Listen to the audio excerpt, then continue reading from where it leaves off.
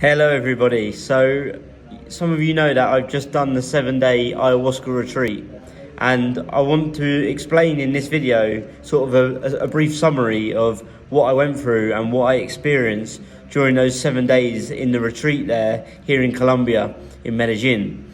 So this was the second time that I visited. So overall I've done 8 ayahuasca ceremonies up to date.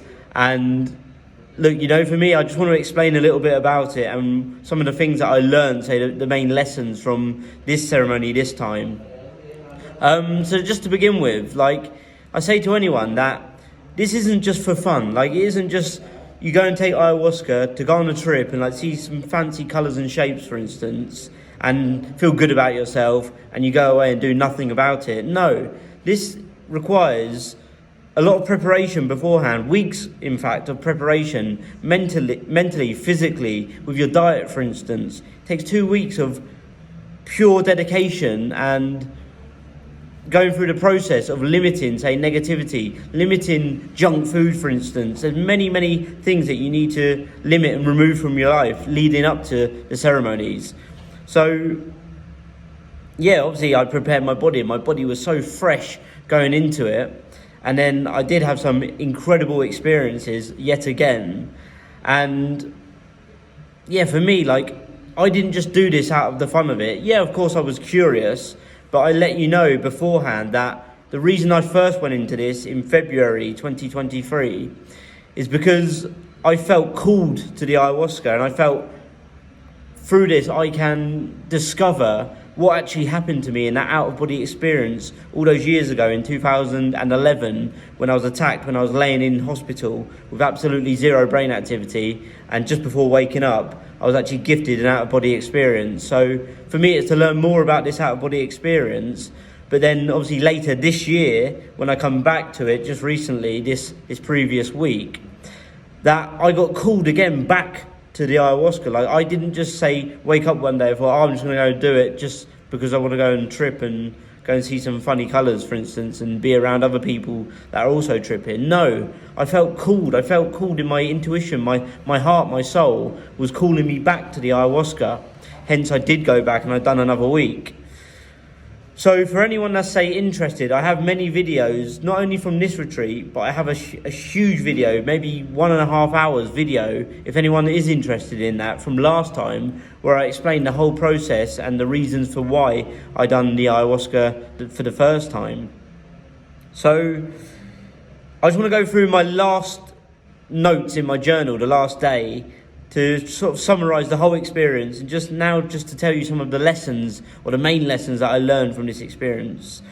So I'm going to say to anyone that what I really learned was not to stay somewhere where you don't belong. And look, I knew this from beforehand, but obviously going through this experience just reiterates the importance of not staying in places where you don't belong. Look, you're not a fucking tree, for instance. You don't have roots that are grounded and you can't move. You got legs. If you're somewhere where you don't belong, or you don't feel comfortable, or you feel, say, disrespected or not listened to, for instance, get up and walk away and move away from those situations, because if you don't, you're going to be very unhappy until you do. The next one would be to live life on the edge of your limits.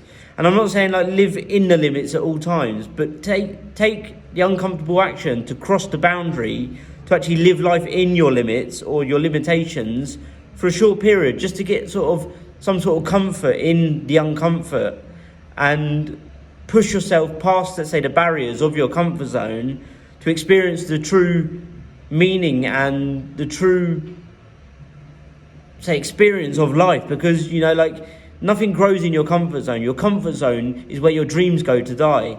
But when you push yourself outside of that barrier, outside of that limitation that you've usually created in your own mind, you really start to experience life to the fullest, and you really begin to feel truly alive. So push yourself obviously through that barrier on a frequent basis, but also live very close to the barrier, because when you're living close to that barrier of your, say, own limitations, you get comfortable, and your limitations then expand, and the limitations just grow and grow and grow. And when you do for long enough what you thought wasn't possible, the impossible becomes possible, you know?